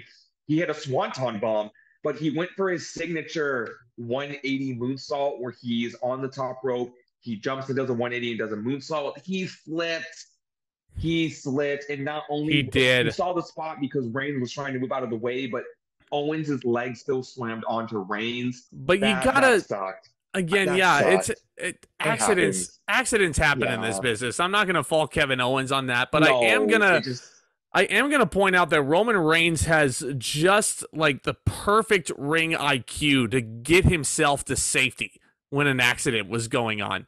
And like he was doing his best to protect Kevin Owens in that moment too. But just the fact that he had like the ring IQ and the presence of mind to do that, like speaks volumes to how he is as a worker. Yeah. He's tremendous. It is what it is because Owens immediately got up, hit a running senton, and then went back to the top rope, went for a moonsault, missed the moonsault. And these guys, again, it was some good action back and forth. Like you got a nice power bomb from Reigns, you got the Superman punches, a close near fall with a spear, which one thing I did notice in this match, Kevin Owens does not get enough credit for his selling. Oh, he's so good. Fuck out of that spear. He's a fucking idiot sometimes in terms of what moves he decides to take, but yeah, he's a terrific seller. Especially in this match, he took the spear, a close fall with the KO stunner. That was what I wanted to talk about. So Sami Zayn goes to get the chair. He takes a little bit too long after the ref bump. Finally does give Roman the chair. Kevin Owens hits the stunner, and the referee comes in and he comes to. He counts to. Like, it was so close. Like, this is legitimately reminding me of, like, Undertaker's streak right now. Like, who's going to win? Yeah. Like, I know it's not going to be Kevin Owens, but it's like, 1, 2, oh, he was so close to ending it at 800 and something days, you know? Like, and then right before that, Reigns took a nice pop-up powerbomb from Owens. I'm glad that they're starting to put over the pop-up powerbomb as one of its finishers. I have no issue with the KO stunner. I just like the pop-up more. I'm a powerbomb mark. So seeing him use that a little more in his finishers was great. I want to see Kevin Owens versus Gunther in a battle of the power bombs. I do too. Who can power bomb their opponent the hardest? Reigns really starts turning it up here. He hits another spear onto Owens. Owens kicks out. They're on the outside of the ring. Pardon me. Owens looks done. He is spent. Zayn is over to him, just going, stay down. It's okay. Stay down. You don't need to do this anymore. He's starting to show genuine concern for his friend. And then Reigns sprints around the ring and he just spears Kevin Owens through the barricade. Sold it beautifully. Owens immediately gets up. He throws him into the ring, but Owens rolls out of the ring. Great ring psychology there. But Reigns isn't done, and you see what's going to happen. He takes Owens' head and slams it into the edge of the steel steps. Oh. He gets him up again and slams it again. And Zayn is just, he's terrified. He is seeing his best friend in the world get absolutely pulverized. And he's pleading, like, enough, it's done. Like, you don't need to keep doing this. You can give Kevin Owens CTE with just one of those bumps on the edge of the steps. Like, my fucking word. The internal struggle Zayn is having throughout this match was just a spectacle. Roman hits one more spear on Kevin Owens and pins him clean in the middle of the ring. You know, you think that's it. And I'm like, this can't be it. Yeah. There's a reason this match went on last to not have that anticlimactic finish. Yeah. I've seen better matches from these guys, but it was still a good match. My favorite out of them either has to be the Royal Rumble 2017 or their TLC 2021 match. Or TLC 2020. Yes. Yeah, TLC 2020, yeah. So I'm going to go with the I think I'm going to go with the TLC match also. But in terms of their Royal Rumble trilogy, their first one was easily their best with Chris Jericho in the shark cage, but Roman retains as expected. He's going to go into WrestleMania, presumably pretty much to defend both belts against Cody Rhodes. But the big story is what happens after the match. This is... okay, I'll give my thoughts on this after I describe this, because, like, everybody's, like, seen the social media posts about it. Like, words cannot do this justice. Like, you just need to go and watch it, and it's pure fucking cinema. The bloodline is in there. They're celebrating with their tribal chief, and they decide that they want to kick the shit out of Kevin Owens some more. Roman Reigns has some kinks, apparently. He pulls out 2 pairs of handcuffs and he's twirling them around. Sami Zayn is just standing in the corner and he's despondent at all this. That they're shit out of his... This is after the fact that Jay and Jimmy beat the shit out of Owens. They hit him with the 1D, and then Solo Sikoa puts Owens' neck in a chair and does the running Umaga spot into the corner. Proving our point, by the way. Proving our point that he is a little Umaga. Like, yeah, he really is. So they handcuff Owens to the ropes, basically crucifying him, and they hit him with 12 super kicks, 12 unprotected super kicks, straight to the face, to the jaw, to the head. And Owens is just, he's taking this like he's getting whipped. And Zayn is just watching in horror what they're doing to his friend. And then Reigns takes a chair, and it looks like he's about to just end this guy's career. Hit him over the head with the chair. And Zayn finally stops him. And he says, you don't have to do this. You're above this. Look at him. He's done. He's done. You don't have to do anything more to him. It's over, Reigns. Don't do this, please. And then Reigns just holds out the chair. He says, you do it. You hit him. And Zayn is just the internal struggle. And again, my God. Earlier, Reigns tells him, we love you. This ring is yours when you're in the bloodline. You run this place with us. You either can do this or you can go back to doing jackass shit. Yeah, that's such a great line, too. You want to keep doing jackass shit, or do you want to keep being at the top of the card? He's pie-facing Sami Zayn. The crowd is begging for Sami to do what they want him to do. And when he finally waffles Roman Reigns in the back with that steel chair, they pop so loud that they actually distort the WWE's end of the audio.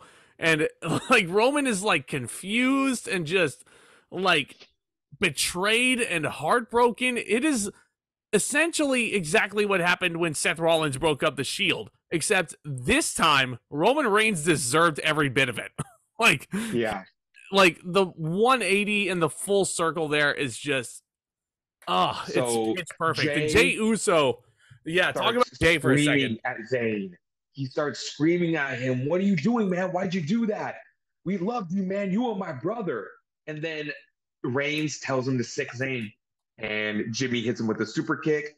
Sikoa hits him with the Samoan spike. They're beating the hell out of him. And then Reigns yelled, "Kill him. Kill him." Roman is in tears at this point, screaming in Sammy's face. He is like, how dare you betray the tribal chief and all that. Like, Sammy, also, I should note that Sammy, like, hit Roman with the chair, and he was just spent. He was done with all this bullshit. And he's like, I'm sorry, Jay, we grew to be friends, but I can't do it anymore, you know? It's like... And they beat down Zayn, Sikoa, and Jimmy all over him. And then they tell Jay, like, what are you doing? And Jay's just off to the corner, and he can't do it. And Jay leaves. Jay walks away to a huge pop in his own right. This all started with Jey Uso. Go back 3 years. Clash of Champions 2020. The beatdown that Reigns gave Jay, screaming at him to acknowledge him. The beatdown inside Hell in a Cell. This all started with Jey Uso. And now it's all come full circle because he's the first one to walk away. Jay is experiencing a huge episode of post-traumatic stress disorder at this point, and like he sees himself in Sami Zayn at this point, a guy who he was another brother to him. And Jimmy looks at him and he's like, "I'm your brother, Oos, not him." Like, and just the consistency in this storyline. Triple H gets it. He's calling back shit that happened 3 years ago. This is, yeah, the crowd is chanting "fuck you, Roman" very loudly, and Roman is like breaking apart that Samoan lei, and he's dropping every bit of the pedals on Sammy. Kevin is trying to save his best friend at this point, but he can't because of the handcuffs. He is beating Zayn to death with this chair. And Kevin Owens wants to help him so bad. Like, Jimmy super kicks him one more time. And then you just see this. And I feel like the pedals from the play, that like represented blood because they couldn't do blood. They just left Zayn and Owens in a pool. I didn't even think about it that way, dude. But, oh, man. I mean, where do you even begin with that angle? That was a 5-star segment. For my money, that was the best ending to a pay-per-view in, if not ever, at least a decade. Like, I can't think of another ending that was better than that one. Like, legitimately. Like, the only one that really comes to mind is Shawn Michaels counting the 3 for Bret Hart to win the WWF Championship over The Undertaker at SummerSlam 97. I think I liked this one more. Just because it's like, I want to see where this is going next. You know? Like, yeah, this is the first time in a very long time with wrestling where I'm just like, what's going to happen next? And I'm... thank you, Hunter. People are calling this the greatest wrestling storyline of all time. This is crazy good. Yeah. What happens next? I don't even want to speculate. I'm just going to sit back and enjoy this. Me too. But don't expect Sami Zayn to be main eventing WrestleMania. As sad as it is, I don't think he's going to be the one to dethrone Roman Reigns. I really don't. I think what's going to happen is he challenges Roman in Montreal at the Elimination Chamber next month. Stay tuned for that review. And then Roman goes on to lose to Cody Rhodes. Jey Uso will probably turn on Sami Zayn at Elimination Chamber in that regard, working with Roman the whole time. Put all the heat on the Usos so that Kevin Owens is in this story too, mind you. It's not just Sammy, the honorary Us. Kevin comes in, helps out his best friend, they win the tag titles. That's what I think. But and they could work together to dismantle the bloodline. Exactly. So I'm going to give the Royal Rumble an 8.5 out of 10. Same. Excellent Rumble matches, an excellent main event segment.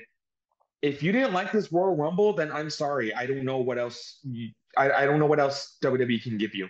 Yeah, I'm going to go 8.75 actually out of 10. I'll just bump it up a few more points because they had the right winners too. But 2 solid main events where they utilized their main roster in such a great way.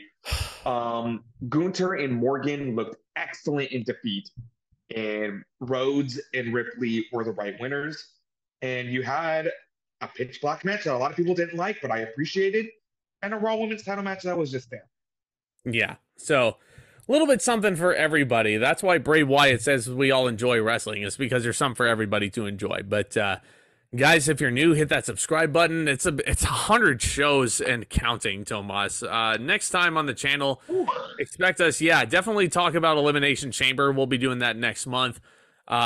We have Unforgiven 2004 in the pipeline and the retro reviews. And I didn't forget, you guys voted in Royal Rumble 2001, and I would like to talk about that for sure. Yeah, we're still in a Royal Rumble mood, even though it's starting tomorrow and will not be January anymore. We're still in a Royal Rumble mood. But guys, thanks so much for tuning in. We'll have a review of Revolution. Also, we'll be in the building in Chase Center in San Francisco for that event. It's going to be very fun. Let us know in the comments if you're going to that show as well, and I would love to say what's up to you guys as well. So, guys, stay tuned. Thank you guys for tuning in and keep enjoying that wrestling too. It's a great time.